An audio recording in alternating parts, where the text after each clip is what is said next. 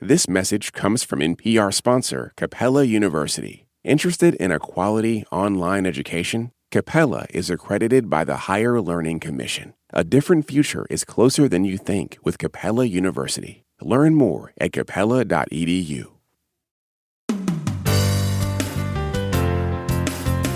From NPR and WBEZ Chicago, this is Wait, Wait, Don't Tell Me, the NPR News Quiz. I'm the man they call Billo Vera because my voice can soothe any sunburn.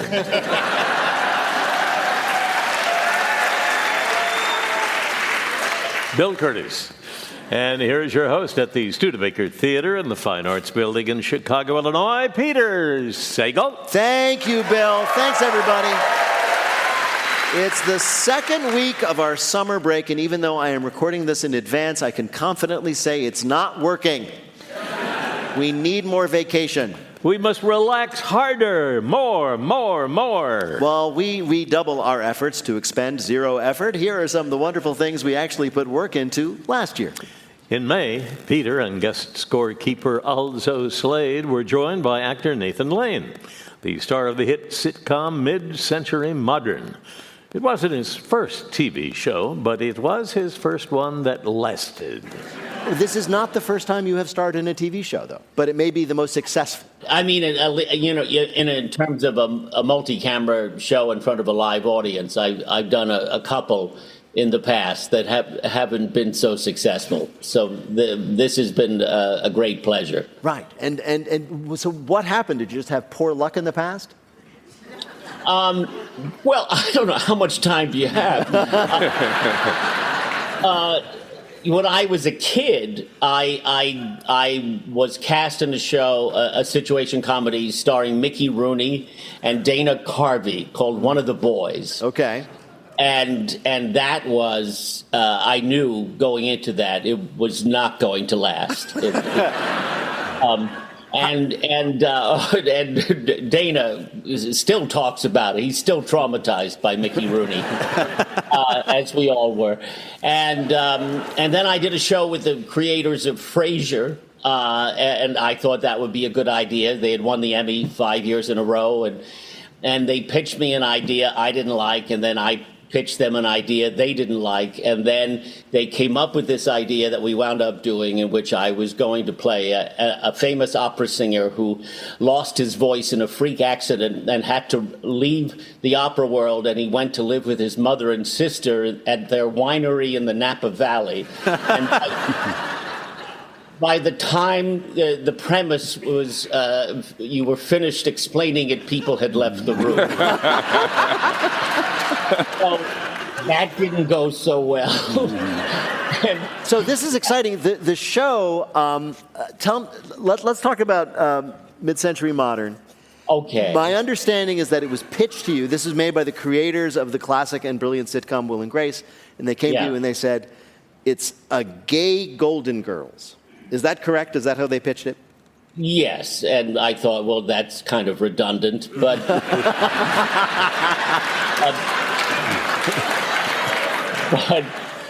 it was actually Ryan Murphy. I was working for Ryan Murphy doing this miniseries about the Menendez brothers, and he had read this script, and he had never done a situation comedy before, a multi-camera situation comedy, but he thought the script was great, and they had written it, I was told, with me in mind. And so I read it, and I thought it was hilarious, and that's how it all came to be. I'm going to confess something. I have been a fan of yours for decades, and I only found out this week that you are not, in fact, Jewish. And when I got over my shock, increased respect for you as an actor. I mean, do you and John? I'm at this point, I'm an honorary Jew. I was about to say. This goes back to 1992, doing Guys and Dolls on Broadway and playing Nathan Detroit, but once I played that part, it has certainly. I have played many other Jewish characters. I know it. I thought you were just coasting. Some of my favorite roles are Jewish. I wanted to ask you quickly, when you were on the show last time, you talked about some odd jobs you had. But we were looking over your resume, and you are a Broadway legend. I don't know how many Tonys you've won. You're just rule that street. But I found out that you're... I've won 3. 3. You keep count. I don't keep count. 1 Tony for each panelist. Exactly. But I found out that your Broadway debut was very surprising to me. It was a show called Merlin with... No, it was not your Broadway debut. No, that's Sorry. wrong. You actually get a point for that, Nathan. Yeah. My Broadway debut was in 1982 at the Circle and Square Theater. I did a revival of the Noel Coward play, Present Laughter, Right. Directed by and starring George C. for Cuddles Scott. For those who remember George C. I remember him well, but so I'm sorry, that was not. But then you did Merlin with Doug Henning. Doug Henning was this, for those who don't remember, he was a very famous magician in like the 70s who was sort of famous for his sort of, shall we say, hippie aura. Would that be accurate? Absolutely. Marty Short on SCTV used to do an impression of him. He had a severe overbite, and he was trying to bring magic back to the magic profession, and so he did not refer to what he did as tricks, but they were illusions. And he was a lovely man, and Doug was, I don't know if you've heard, but he was a triple threat. He couldn't sing, act, or...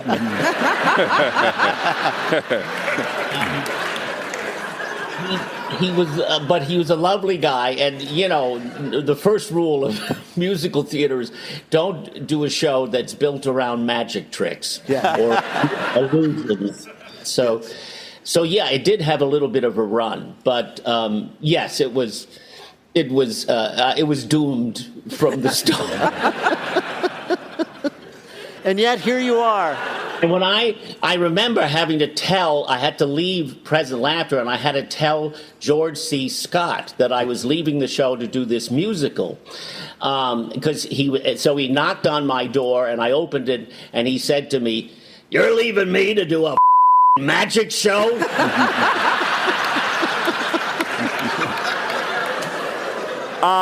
This is going to be the outtakes for people that support public radio at a very high dollar number. I have mixed feelings about making you play. I'd just rather hear more stories, but you know the rules. If you come in the show, you play a game, Nathan, and this time we've asked you here to play a game we're calling... Hey, stay in your lane, Nathan Lane. So, Hey. yeah, your name being Nathan Lane, as we all know, we were going to ask you about staying in your lane and other driving-related matters. Answer 2 to 3. You're kidding, because I don't drive. Well, I wondered about that. This is the wrong game for me. It's like a Zen thing. An empty mind leads to success here. Here we go. Who is Nathan Lane playing for? David Young of Phoenix, Arizona. Finland is pretty serious about speeding tickets when one guy was pulled over in 2023 for driving less than 20 miles an hour over the speed limit. What happened to him? A, the gas was drained from his car by police, and he had to push it home. B, he was fined more than $100,000. Or C, he was forced to stand on a nearby corner for a whole day and hold up a sign saying, "I am sorry." I think the last one. The sign, he had to stand there. A sign saying "I'm sorry" In Finnish, presumably. in Finnish, exactly. Yes. No, he was actually fined more than $100,000. You see, Finland has this system where they have a sliding scale for moving violation fines based on your income, and he was really rich. Wow. Yeah. Well, You both have 2 more questions, and you have a lot of fans in this room, so I think you'll be okay.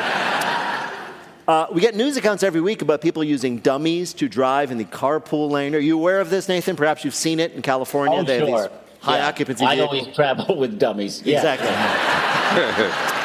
And one such person who tried that got himself into even more trouble when he got pulled over, and the highway patrolman came up to give him a ticket for driving in the carpool lane with a dummy. What did the man do to get himself in trouble? A, he claimed, "That's not a dummy. That's where I hide all my drugs." B leaned over to the dummy and said loudly enough for the cop to hear, "Don't worry, I got this." Or C just quickly swapped seats and claimed the dummy was driving.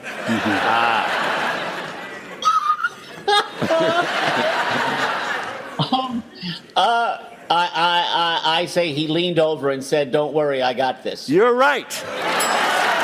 You're right. All right, you have one more question. If you get this right, you win. If you don't like driving, you can take one of those self-driving taxis that are now cruising around Los Angeles and San Francisco. But you should be aware they come with a bit of a risk. What is that risk? A, the taxis are programmed to find the shortest route to the destination, which has led to them driving through houses, up stairways, and down into sewers. B, they periodically interface with your phone and take you to places from your incognito mode search history. Oh, no. Or C, the mobs of people who sometimes attack the cars and set them on fire. Okay. Well, I'm going to go with the arsonist in the audience. You're right. That's what's happening. So far, I should say, they haven't done it to any autonomous taxi with a passenger in it, but they have done it, and one of these days they might get carried away. Also, how did Nathan Lane do on our quiz this time? He got enough points to win the game and an honorary driver's license. Well done.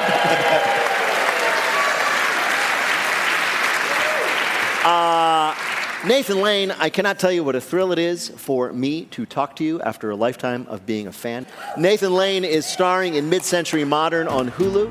Nathan Lane, thank you so much for being with us today. What a pleasure to have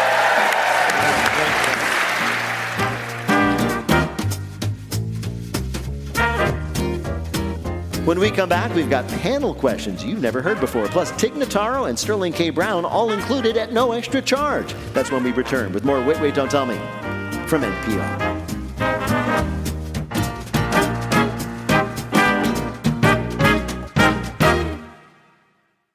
This message comes from Cook Unity. Choose from hundreds of meals prepared by award-winning chefs. Flexible, commitment-free subscriptions. Skip deliveries, pause, or cancel anytime. Crush your health goals with mouth-watering, chef-crafted meals delivered straight to your door. Go to cookunity.com/wait or enter code WAIT before checkout for 50% off your first week. That's 50% off your first week by using code WAIT or going to cookunity.com/wait.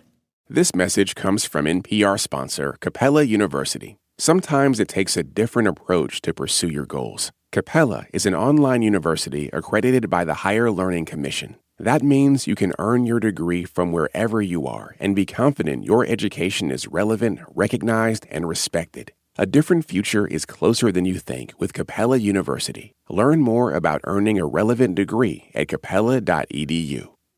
This message comes from LinkedIn Ads.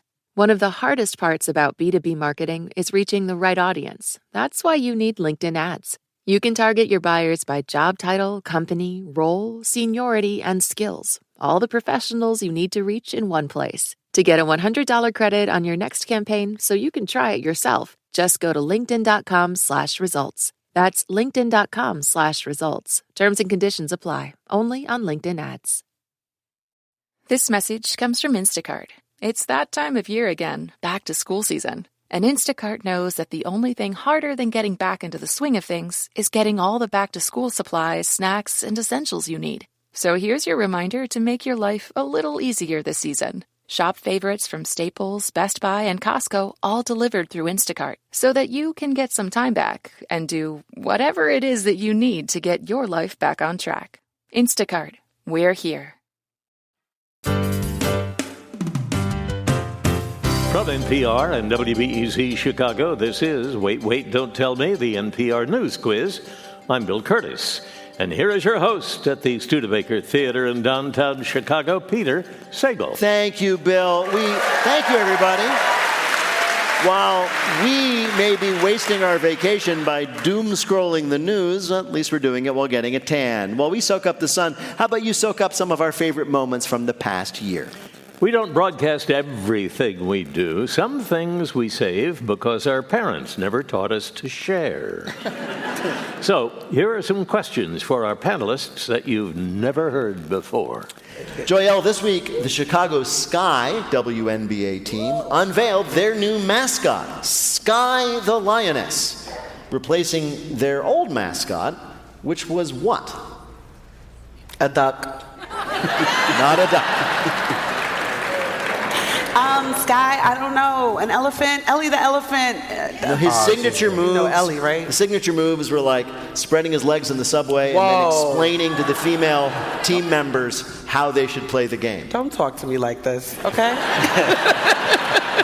Take me out to dinner first, Peter. A man? A man. The mascot for the Chicago WNBA team was a man. Known just as Sky Guy, who would appear on the court with a big, mascot outfit with sunglasses, a really big jaw, a jetpack for some reason, and according to his official bio, 5 younger sisters who play basketball. Oh, I get it, right? As a man with sisters, he understands everything about their struggles and would like to speak for them. More proof that men shouldn't be able to vote on things. Yeah. I'm just going to keep, every time he says duck, I say men shouldn't be able to vote. This is the wildest game of Duck, Duck, Goose I've ever heard of.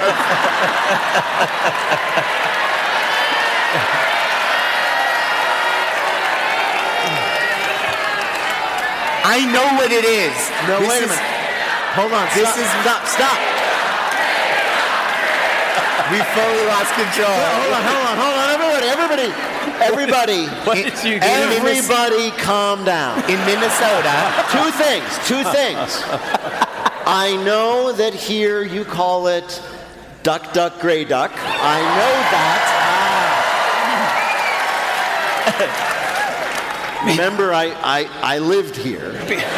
That's all I did. Peter has do I have to pull this show over voice? Pretty much. Because I want to point out. Like a real Sky Guy. I was sky-splaining that the Chicago Sky has finally decided that maybe as a premier women's basketball team, we should not have a guy as our mascot, and they've replaced it with Sky the Lioness, inspired by the famous lions outside the Chicago Art Institute. It is, of course, a female lion because, as everyone knows, male lions basically just lie around all day, while female lions hustle in defense and are totally selfless with the ball. And here's the thing: it's not going to be a sudden transition. The two mascots will share duties through the end of the season. At which point, Sky the Lioness will eat Sky Guy alive on center court. Duck, duck, gray goose. Duck, duck, gray goose. No, Duck, Duck, Gray Goose is the adult version. Jeff, a day at the pool is going to be different now for children after scientists have proven that the kids do not have to do what? Get out to pee. No, I feel it important to say, as we are broadcast to many families listening together, yes, you still have to get out to pee. This is something I will say for absolute. My mother told me this when I was a little boy. Oh, you don't have to wait an hour before you get into the pool. After you eat. Exactly right. You don't have to wait to swim after eating. You can eat all you want, jump off the diving board, have a sandwich on the way down. However, science does confirm that the pool water will turn blue if you pee in it. So. Well, a lesson learned the hard way. Were you guys told this when you were kids? Yeah, but it was a full hour for me. It was only half an hour for you? Well, actually, my mother, she was a Jewish mother. She worried it was the next day. Zach, this week, the internet debated something called the Danny DeVito rule. Now, that is a theory that the way to tell if a romantic comedy is actually good is it is good if it would work if what? If Danny DeVito was the romantic male lead in it? Exactly right. So this is the test. we all see these rom-coms and the handsome guy goes to great lengths to win the girl, right? But would it still be charming and not kind of creepy and scary if instead of like a heartthrob, the role was played by Danny DeVito, right? So think of, say, Danny DeVito holding a boombox over his head outside his girlfriend's window from the movie Say Anything. Is that still adorable, or does she get a restraining order? But not all rom-coms would fail the test. Pretty Woman still would work with Danny DeVito. When Harry Met Sally, absolutely. Titanic, yes, and Danny DeVito would have fit on the door. Is this a diss on Danny DeVito or a diss on the fact that most rom-coms suck? I think it is meant to be the latter. Okay, hold on. Because there's entire industries and life itself based on men thinking women are hot or not. Right. And so what women get this one little area of culture. Right. Where they're allowed to think that the guy is cute and picture themselves making out with him. And now that's being threatened by Danny DeVito. Wait a minute. Nagin, they're not actually going to put Danny DeVito in the movie. I know. I'm escalating the threat. I understand. I just want you to know you will still go to the movies and there'll be handsome men. It's okay if the movies are garbage and it's about the guy being handsome. I just want to let women have one thing. All right. Jerry Maguire, you had me at hello. It was a very specific Danny DeVito. I know. That was actually Danny DeVito as the Penguin. Yeah. I got it, Adam.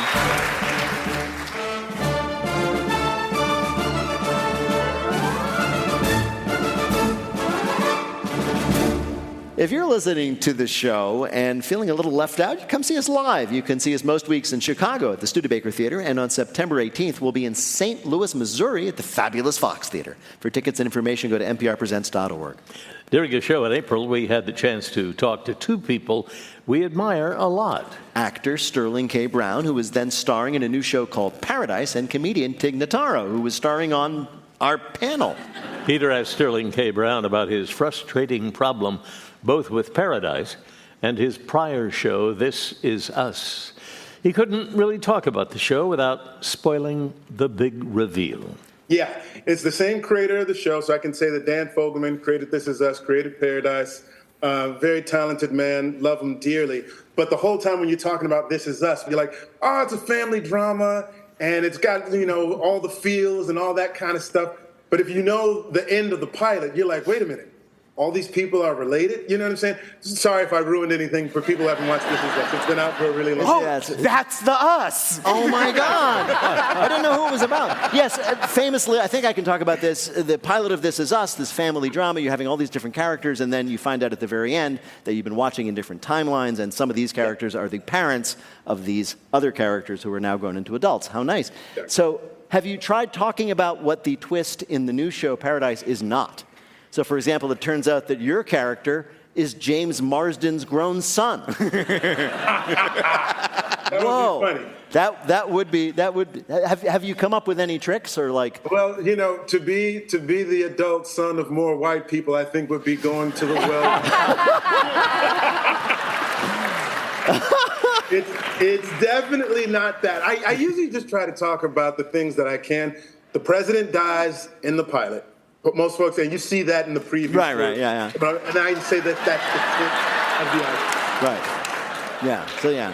And the whole audience going, which president? Right. The president in the show. In the show, yeah. Everybody calm down. I have to ask you about another project you do. You do, and I believe you're coming back and doing it again, a podcast with your wife. Right? I do indeed. My wife and I, Ryan Michelle Bathay, we do a podcast called We Don't Always Agree, which pretty Spoiler. much... Yeah, it describes most marriages. But we've been married. We just celebrated 19 years in March. Mazel tov. March what? I want to write this down. So you had an episode where you talked about the fact that you did ayahuasca together. That is right? correct. That is correct. Whose idea was that? And again, I mean the podcast. It was mine. So the podcast is my wife's idea. Ayahuasca was my idea. We're both what we like to call crunchy granola black people. So we don't really fit in the box of like typical sort of things. Like we like to do what they call white people stuff. You are on NPR right now. Yeah, I know. I'm on NPR right now. That's good. That was really good. But the ayahuasca, we went to Costa Rica. It's one of the few licensed dispensaries of the medicine in the world. And I think we were interested in seeing, a friend of mine described it to me as it unlocks blind spots that you weren't aware that you had. And can you share what your blind spots were, please?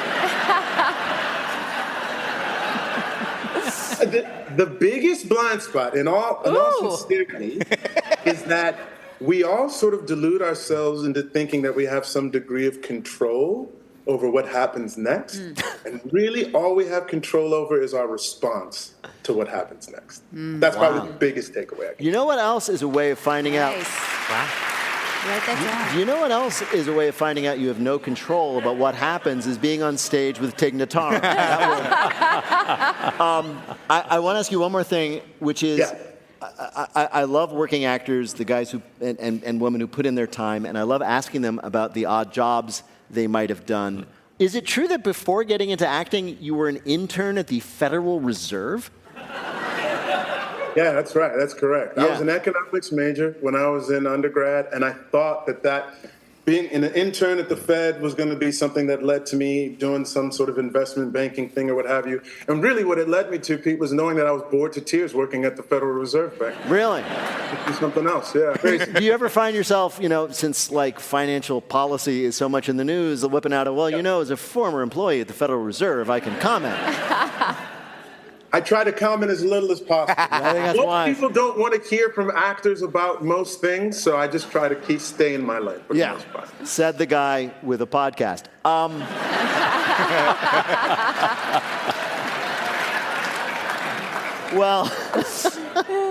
Well, Sterling K. Brown, it is a personal pleasure to be talking to you, and we have asked you here, in fact, to play a game that this time we're calling A Retirement Paradise. So your show, as we've discussed, is about a community called Paradise, very mysterious. So we're going to ask you about a community that claims to be a paradise and isn't mysterious at all, Jimmy Buffett's Latitude Margaritaville Retirement Communities. Come on now, come on.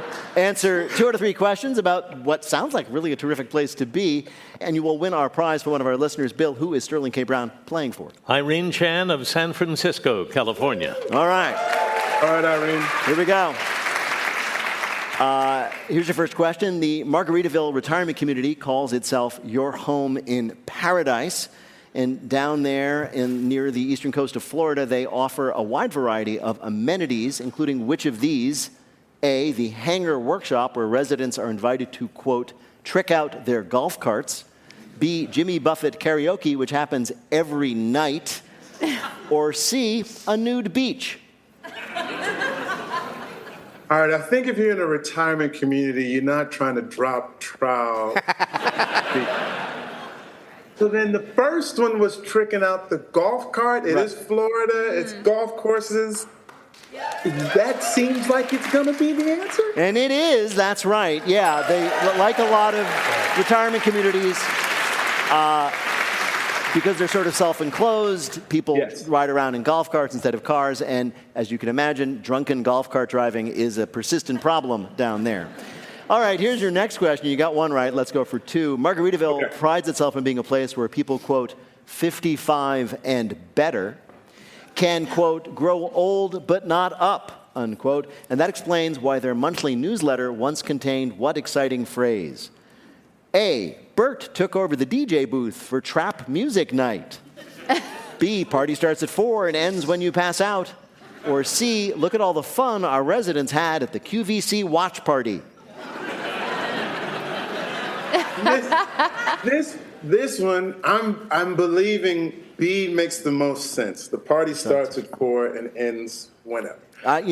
I'm pretty sure they might have said that at one time, but the one we saw was the fun at the QVC watch party. The line to get in, the QVC watch party, went down the block. Now, this is all right, because there's one more to go. If you get this right, you win everything. Okay. Now, the founder, of course, was the late Jimmy Buffett, quite a remarkable guy with a remarkable career, and he found his musical success relatively late in life. In fact, after years of trying and failing to be successful in music, he was just about to quit it and go into what business when he did finally have his first hit record. So, what was he going to be? A marijuana smuggler. B, he was going to go into private equity. Or C, he was going to go into the Catholic priesthood.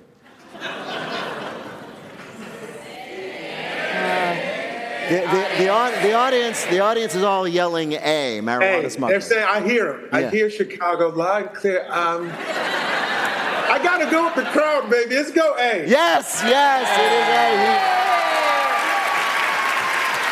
He says that he was living down in Florida, and he was just about to buy a Boston whaler to bring merchandise to the beach at night when his third album became a big hit, and the Jimmy Buffett we know and love was born.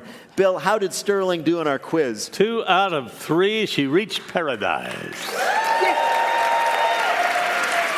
Sterling K. Brown is an Emmy and Golden Globe winning actor whose new show is Paradise, which you can stream on Hulu now, or catch it Mondays on ABC starting April 7th. Sterling K. Brown, what an absolute joy to talk to you. Thank you so much for joining us. You're the best.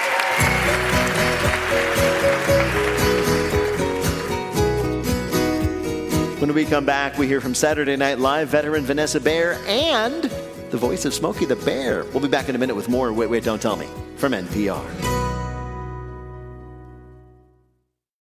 Support for NPR and the following message come from GoodRx. School's back, and so are the germs. Thankfully, there is GoodRx. With GoodRx, you can find big savings at the pharmacy all year round. Compare prescription prices at over 70,000 pharmacies and instantly find discounts of up to 80%. GoodRx is not insurance, but it may beat your copay if you do have insurance. Get simple, smart savings on back-to-school prescriptions at goodrx.com/wait. This message comes from Focus Features.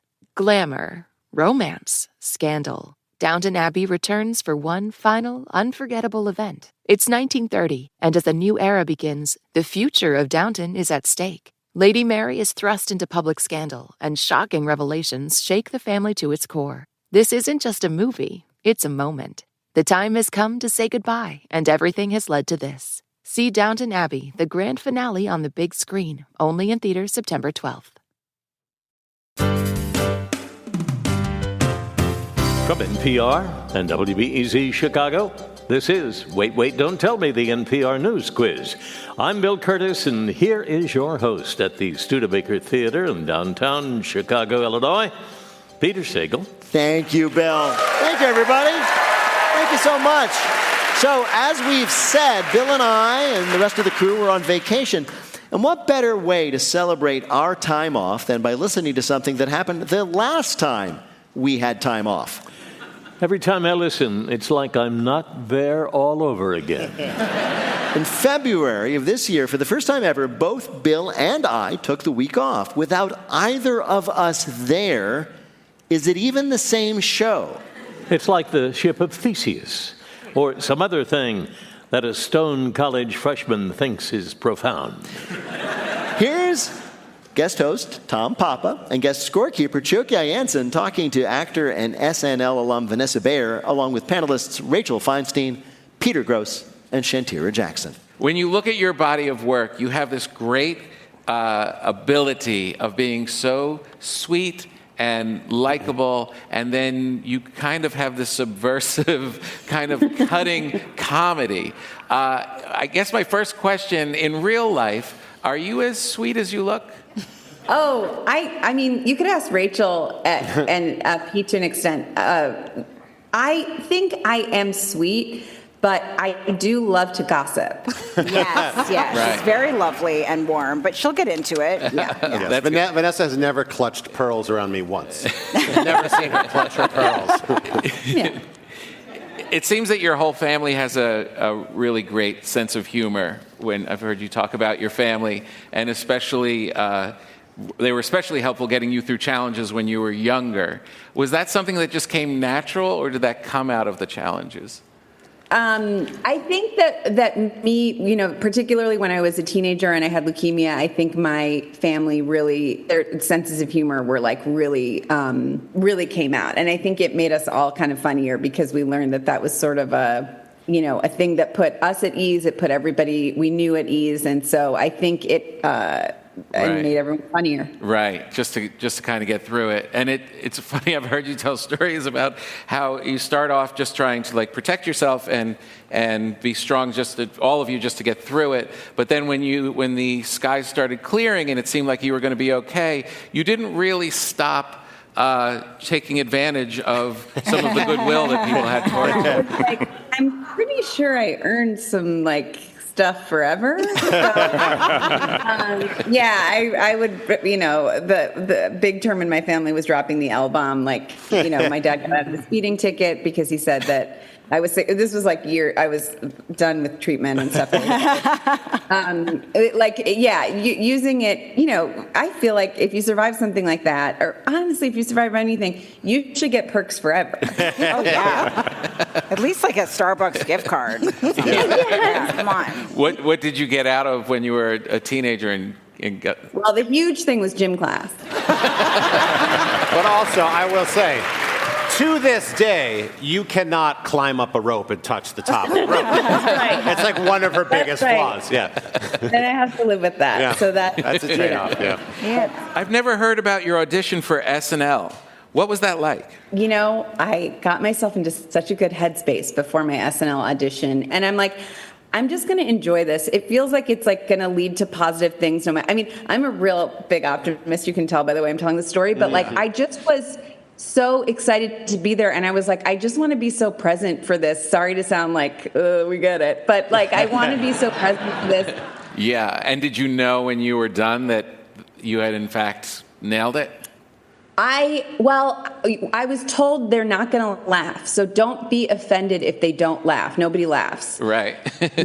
They did laugh. I remember after my first character, they laughed, and I was like, whoa, I didn't even think this was possible.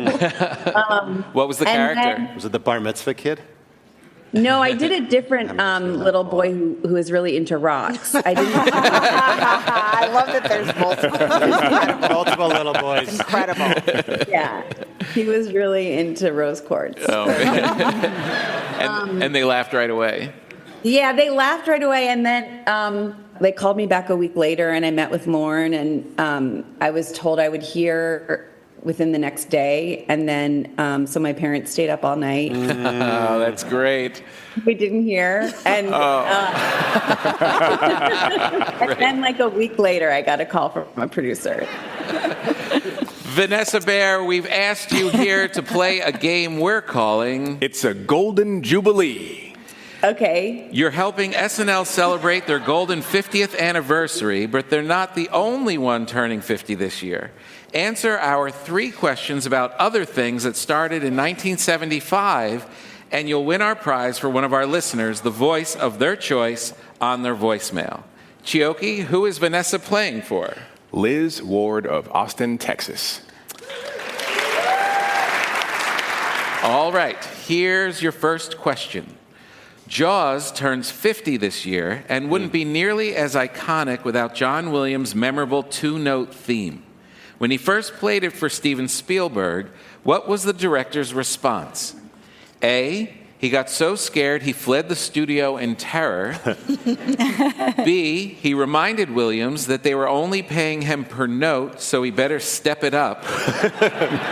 Or C, he said, quote, "That's funny, John. Really? What did you really have in mind for the theme of Jaws?" My guess is C. You're right, C. That was fast, with confidence. Okay, here's your next question. 50 Cent turned 50 this year, and almost as famous as his music is his feud with fellow rapper Ja Rule. Things got so heated at one point that 50 Cent did what? A, convinced Ja Rule to invest in this super cool and not at all shady thing called the Fire Festival. B, bought 200 front row tickets to a Ja Rule concert so he'd have to perform to an empty arena. Or C, bought the URL jarule.com and made the homepage just say, more like Ja Fool. My guess is B. You're right. B. Whoa. That was really rough. What a tough. That's so funny that he did that. I know. It's also mean. It's so mean. All right, here's your last question. Okay. Elizabeth Taylor and Richard Burton married for the second time in 1975, with Taylor saying, quote, "We married once again, back where we belonged, where we always belonged." What did she say 10 months later? A, quote, "These have been the most beautiful 10 months of either of our lives."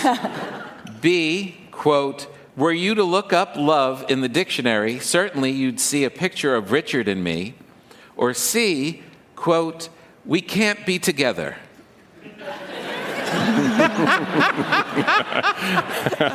I'm going to say C. You're right, C. Oh, just say it. The couple divorced shortly afterwards. Chioki, how did Vanessa Bayer do on our quiz? She got all 3 right. Yeah. Nice job.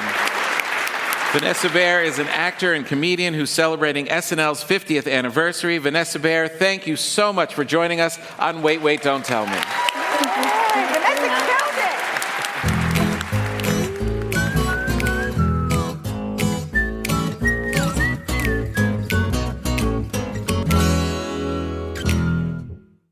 This message comes from Sony Pictures Classics with East of Wall, written and directed by Kate Beecroft. An authentic portrait of female cowgirls and their resilience in the New West. Set in South Dakota's Badlands, it follows a rebellious young rancher who rescues horses and shelters wayward teens while navigating grief, family tensions, and the looming loss of her land. Now playing only in theaters.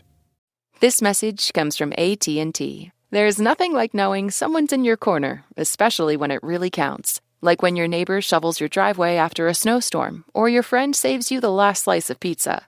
AT&T has connectivity you can depend on, or they'll proactively make it right. That's the AT&T Guarantee. Terms and conditions apply. Visit att.com/guarantee to learn more. AT&T. Connecting changes everything. This message comes from Wise, the app for using money around the globe. When you manage your money with Wise, you'll always get the mid-market exchange rate with no hidden fees. Join millions of customers and visit wise.com. T's and C's apply. In April, guest host Karen Shee talked with actor Brian Tyree Henry, star of the TV show Atlanta and Apple TV's Dope Thief. But Karen asked him about his greatest role ever. Brian, I wanted to ask, you've been nominated for an Oscar, a Tony, and an Emmy. So my next question was, how does it feel to achieve the pinnacle of cinematic success? By which I mean voicing Smokey Bear. To be honest with you, it feels like the role I was born to play. Oh, wow. I truly love going to national parks shirtless as often as possible. So I feel like it was a method acting gig. Okay, wait, going off of this, though, I did have a question. Marry, Kiss, Kill, Smokey Bear, Paddington Bear, and Winnie the Pooh. Okay. I would say marry Smokey for the benefits. You can get into any national park you want, so clearly. Right. Marry, Kiss. I would kiss Paddington because, he deserves it. And he'll taste like marmalade, so that's that. Nice. And you got to kill Winnie because put your pants on.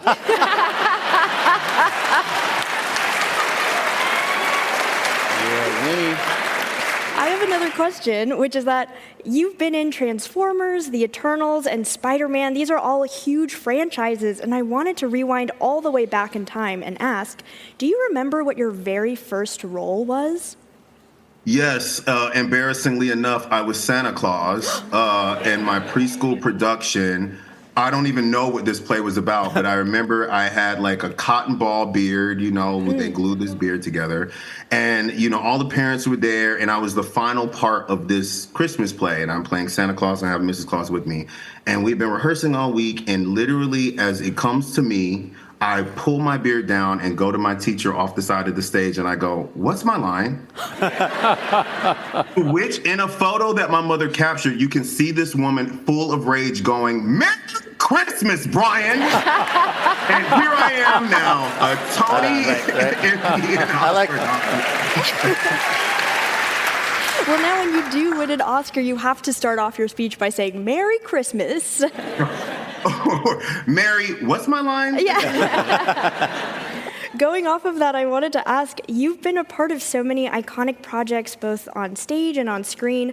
What are you most recognized for when you're out in the world? I believe there's a black person on this panel. Did I hear you? Yeah, it's me. I'm here. Yeah. Yeah. Wait, don't tell me. It's this guy. Yeah. A paperboy. It always, I can be in places where there's a population of 300 people and somebody is going to scream paperboy at me. But it's changing. It's changing. I went to my local grocery store not too long ago because yes, I like to buy my own groceries, everyone. And this woman was like, "Hey, I just want you to know that I just want to know, are you the actor from Dope Thief?" And I threw my arms around her. I was like, "Thank you so much. Yes, I am. Thank you so much." So it's all shifting, but paperboy is usually the thing that. Were you at? Was it the grocery? Was it Irwan? Was it the grocery store? Close. It was Sprouts. Oh, How dare you? How dare you?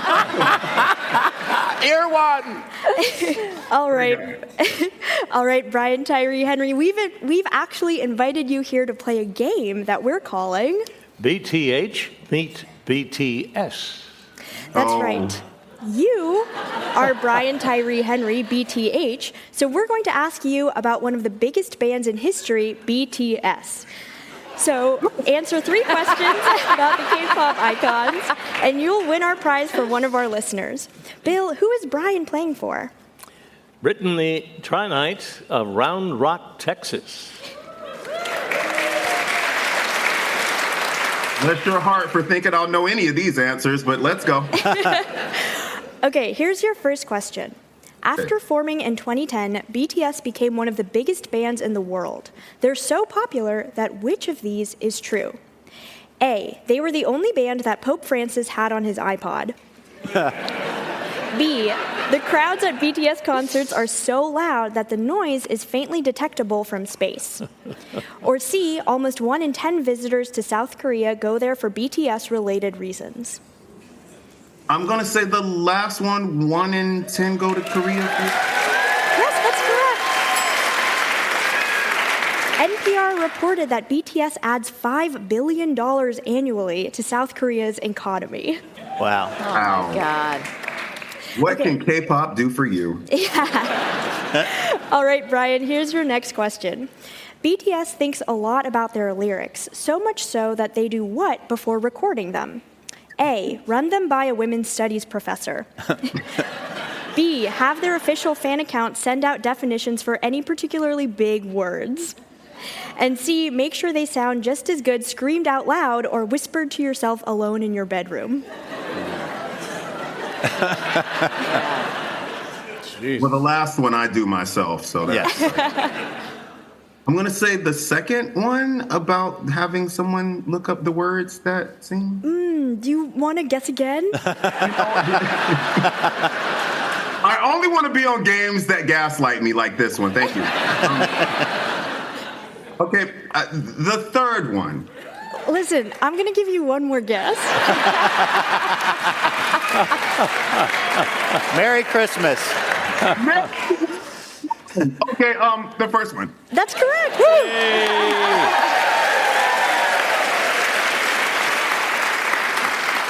All right, here's your last question. Fans were worried about the future of BTS because all South Korean men are required to complete a year and a half of military service before the age of 28. So as BTS neared their deadline, the government got involved. How? A, they negotiated a special 2-year truce with North Korea to make sure BTS would stay safe. That's all it takes. B, they passed a special law allowing anyone to defer their service as long as they're in a hit K-pop band. And C, they amassed a, quote, strategic BTS song stockpile. The further service? That's correct. You got it. After a bit of deferring for a world tour, all of the BTS members have since enlisted. So, Bill, how did Brian do on our quiz? Brian, you did great. You got them all right. You're a winner. Brian Tyree Henry is starring in Dope Thief on Apple TV+. Brian, thank you so much for joining us on Wait, Wait, Don't Tell Me. You crushed it. That's it for our Vacation 2 Vacation Harder edition. Wait, Wait, Don't Tell Me is a production of NPR and WBEZ Chicago in association with Urgent Haircut Productions, Doug Berman, Benevolent Overlord. Our tour manager is Shana Donald. BJ Liederman composed our theme. Our program is produced by Jennifer Mills, Miles Dornbos, and Lillian King. Our vibe curator is Emma Choi. Technical direction is from Lorna White. Her CFO is Colin Miller.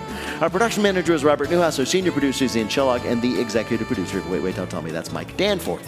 Thanks to everyone you heard, all our panelists, our guests, and of course, Bill Curtis. And thanks to all of you for listening. I am Peter Sagal. We'll be back next week, revivified with a new sense of well-being. This is NPR. This message comes from NPR sponsor Capella University. Sometimes it takes a different approach to pursue your goals. Capella is an online university accredited by the Higher Learning Commission. That means you can earn your degree from wherever you are and be confident your education is relevant, recognized, and respected.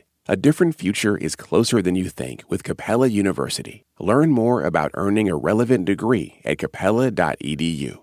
This message comes from Schwab. At Schwab, how you invest is your choice, not theirs. That's why when it comes to managing your wealth, Schwab gives you more choices. You can invest and trade on your own. Plus, get advice and more comprehensive wealth solutions to help meet your unique needs. With award-winning service, low costs, and transparent advice, you can manage your wealth your way at Schwab. Visit schwab.com to learn more. Support for NPR and the following message come from the Pew Charitable Trusts, sharing about the state of housing in America on the After the Fact podcast. Available at pewtrusts.org/afterthefact.